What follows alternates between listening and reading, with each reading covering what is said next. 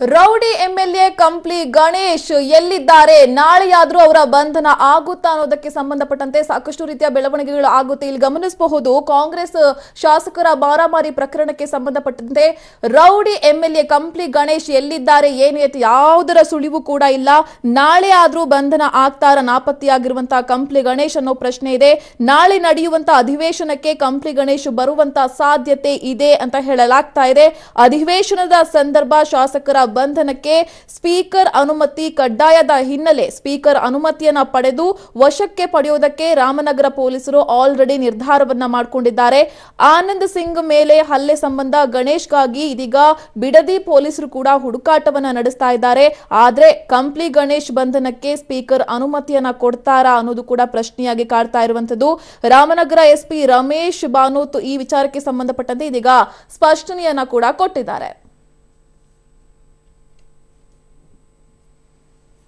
ಈ ಬಗ್ಗೆ ಇನ್ನಷ್ಟು ಮಾಹಿತಿಯನ್ನು ಕೊಡ್ತಾರೆ ನಮ್ಮ ರಿಪೋರ್ಟರ್ ಸುನಿಲ್. ಕಂಪ್ಲಿ ಗಣೇಶ್ ಬಂಧನಕ್ಕೆ ಸ್ಪೀಕರ್ ಅನುಮತಿ ಕೊಡ್ತಾರಾ? ನಾಳೆ ಆದ್ರೂ ಅರೆಸ್ಟ್ ಆಗ್ತಾರಾ? ಏನ್ ಕತೆ ಇವ್ರದು ಅಂತ ಹೇಳಿ.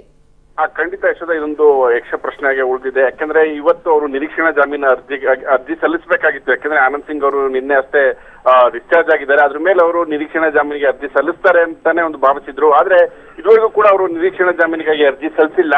ಏನ್ ಮಾಡ್ತಾರೆ ಅನ್ನೋದು ಒಂದು ಕಾಂಗ್ರೆಸ್ ಪಕ್ಷದ ನಾಯಕರಿಗೂ ಕೂಡ ಒಂದು ಕುತೂಹಲ ಮೂಡಿದೆ. ಯಾಕಂದ್ರೆ ನಾಳೆ ಏನಾದ್ರು ಆಪರೇಷನ್ ಕಮಲದ ಭೀತಿಯಿಂದ ಅವಿಶ್ವಾಸ ನಿರ್ಣಯ ಬೇರೆ ರೀತಿಯಾದಂತಹ ಏನಾದ್ರೂ ಒಂದು ನಿರ್ಧಾರ ಕೈಗೊಂಡ್ರೆ ಅಲ್ಲಿಗೆ ಕಂಪ್ಲಿ ಗಣೇಶ್ ಕಾಂಗ್ರೆಸ್ಗೆ ತುಂಬಾ ಅನಿವಾರ್ಯ ಆಗ್ತಾರೆ, ಬೇಕೇ ಬೇಕಾಗುತ್ತೆ. ಯಾಕಂದ್ರೆ ಪ್ರತಿಯೊಂದು ಓಟು ಕೂಡ ಅವ್ರಿಗೆ ಮುಖ್ಯ ಆಗತ್ತೆ.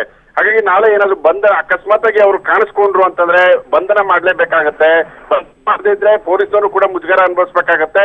ಇನ್ನೊಂದ್ ಕಡೆ ಸ್ಪೀಕರ್ ಅವರು ಅನುಮತಿ ಕೊಡ್ತಾರಾ ಇಲ್ವಾ ಅನ್ನೋದನ್ನ ಕೂಡ ಕಾದ್ ನೋಡ್ಬೇಕಾಗತ್ತೆ. ಸ್ಪೀಕರ್ ಒಂದ್ ವೇಳೆ ಅನುಮತಿ ಕೊಟ್ರು ಅಂತಂದ್ರೆ ಒಂದು ಓಟು ಕಾಂಗ್ರೆಸ್ಗೆ ಮಿಸ್ ಆಗುತ್ತೆ. ಕೊಡ್ಲಿಲ್ಲ ಅಂದ್ರೆ ತೀವ್ರವಾದಂತಹ ಮುಖಭಂಗವನ್ನ ಕಾಂಗ್ರೆಸ್ನವರು ಅನುಭವಿಸಬೇಕಾಗತ್ತೆ. ಇದನ್ನೇ ಒಂದು ಅಸ್ತ್ರವಾಗಿ ಬಳಸ್ಕೊಂಡು ಬಿಜೆಪಿನೂ ಕೂಡ ಹೋರಾಟ ಮಾಡ್ಬೇಕಾಗತ್ತೆ. ಹಾಗಾಗಿ ಏನ್ ಮಾಡ್ತಾರೆ ಅನ್ನೋದು ಇವತ್ತು ಸಂಜೆ ಅಥವಾ ನಾಳೆ ಒಳಗಡೆ ಸ್ಪಷ್ಟ ಚಿತ್ರಣ ಗೊತ್ತಾಗ್ತದೆ. ಒಂದ್ ಕಡೆ ರಾಮನಗರ ಪೊಲೀಸರು ಅರೆಸ್ಟ್ ಮಾಡಬೇಕು ಅಂತ ಹೇಳಿ ವೇಟ್ ಮಾಡ್ತಾ ಇದ್ದಾರೆ.